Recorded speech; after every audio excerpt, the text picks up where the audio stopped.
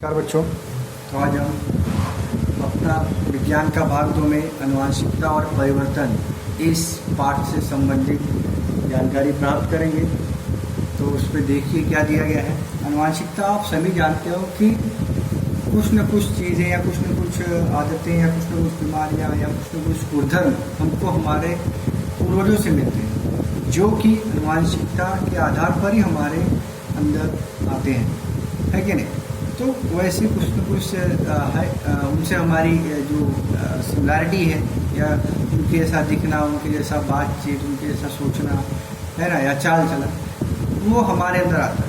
तो वो किसके कारण होता है? आनुवंशिकता के कारण होता है। आनुवंशिकता क्या होती है आगे इस पाठ में अभी उसको आपको परिभाषा दी गई है, उसको देखेंगे। सबसे पहले देखिए आप व्यक्ति विशेष त्वचा का रंग, अपना स्वयं का, दादाजी का, दादाजी का, पिताजी का, माँ का।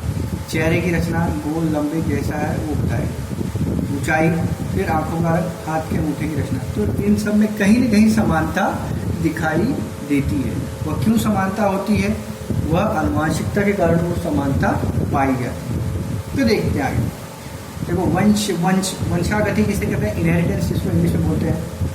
ओके, सजीवों के गुणधर्म एक पीढ़ी से दूसरी पीढ़ी तक कैसे संक्रमित होते हैं, इसका सामान्य तौर पर तथा विशेष रूप से जनकों का अध्ययन करने वाली जीव विज्ञान की एक शाखा है, जिसे हम क्या कहते हैं? इस शाखा को आनुवंशिक विज्ञान कहते हैं। या जनकों के द्वारा जो भी गुणधर्म एक पीढ़ी से दूसरी पीढ़ी तक ले जाए जाते हैं, उन्हें हम क्या कहते हैं? आनुवंशिकता कहते हैं। और उसी आनुवंशिकता का जिस विज्ञान की शाखा में अध्ययन होता है, उसे हम लोग क्या कहते हैं? आनुवंशिक विज्ञान कहते हैं। तो ये आप अंडरलाइन कर लीजिए, ये परिभाषा इंपॉर्टेंट है, एग्जाम में पूछी जा सकती है। फिर पुनरुत्पादन प्रक्रिया से नई संतति की निर्मित होती है।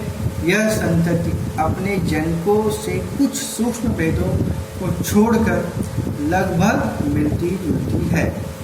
अलैंगिक पुनरुत्पादन प्रक्रिया से निर्मित सजीवों में सूक्ष्म भेद होता है, जबकि लैंगिक प्रजनन से पुनरुत्पादित सजीवों के बीच तुलनात्मक रूप से अधिक अंतर पाया जाता है। देखिए, प्रजनन की दो पद्धतियाँ होती हैं, एक तो लैंगिक होती है, एक तो अलैंगिक। अलैंगिक पद्धति में एक ही जनक का समावेश होता है, लेकिन लैंगिक पद्धति में नर और मादा दोनों का समावेश होता है।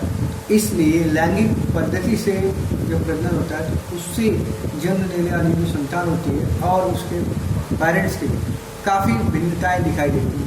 अलैंगिक प्रजनन से जो संतति तैयार होता है, उसमें और उसके जनक में उतनी भिन्नताएं दिखाई नहीं देती। तो देखिए, आपको बताया गया चेहरे की रचना, नाक और होठों की रचना, कैसे कैसे भिन्न भिन्न परिवर्तन दिखाई देते हैं, ठीक है। फिर कान की रचना, फिर कपाल पर बालों का कोण किस तरीके से, ओके। फिर त्वचा का रंग, फिर बालों का रंग, ये सब चीज़ें किसके अंतर्गत आती हैं? आनुवंशिकता के अंतर्गत आती हैं, ओके। तो देखिए आप नेक्स्ट आगे देखते हैं क्या है। अब देखते हैं आनुवंशिकता किसे कहते हैं। माता और पिता के शारीरिक अथवा मानसिक लक्षण संतति में संक्रमित होने की प्रक्रिया को आनुवंशिकता कहते हैं। मैंने आपको पहले बताया अभी कुछ टाइम पहले कि माता और पिता या पूर्वजों से कुछ गुणधर्म हमारे अंदर आते हैं, है ना, कुछ लक्षण हमारे अंदर आते हैं, तो वो किसके अंतर्गत आता है? आनुवंशिकता के अंतर्गत आता है, ओके। यही भी है। इसीलिए कुत्ते के बच्चे कुत्ते के समान होते हैं, कबूतर के बच्चे कबूतर के समान होते हैं, और मानव की संतान मानव की ही समान होती है। यह सब क्यों होता है? यह सब आनुवंशिकता के कारण ही होता है, ओके। तो वो दिया गया आपको। आनुवंशिक लक्षण और लक्षणों का प्रकटीकरण कैसे होता है।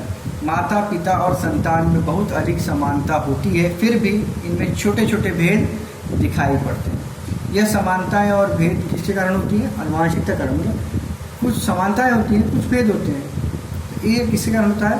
आनुवंशिकता के कारण होता है। आनुवंशिकी की व्यवस्था क्या होती है, वह कैसे काम करती है, आओ देखें। कोशिकाओं में प्रथिन संश्लेषण के लिए आवश्यक जानकारी डीएनए में संग्रहित होती है, और डीएनए के जिस खंड में विशिष्ट प्रथिन संबंधी संपूर्ण जानकारी संग्रहित की होती है उस खंड को उस प्रथिन का जनुक कहते हैं। जनुक माने जीन्स। ओके, इन प्रथिनों का सजीवों के लक्षण से क्या संबंध होता है, यह जान लेना आवश्यक है।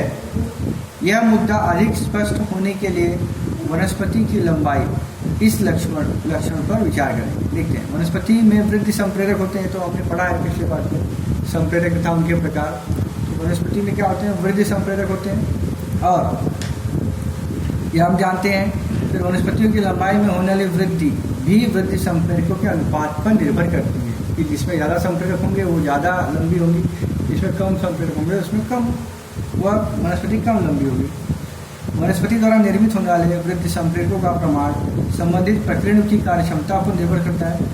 कार्यक्षम प्रकीर्णों अधिक मात्रा में संप्रेरक की निर्मित करते हैं, इस कारण वनस्पतियों की लंबाई में वृद्धि होती है, किंतु प्रकीर्णों की कार्यक्षमता कम हो तो संप्रेरक कम अनुपात में बनते हैं और वनस्पति की वृद्धि में क्या होता है, बाधा उत्पन्न होती है।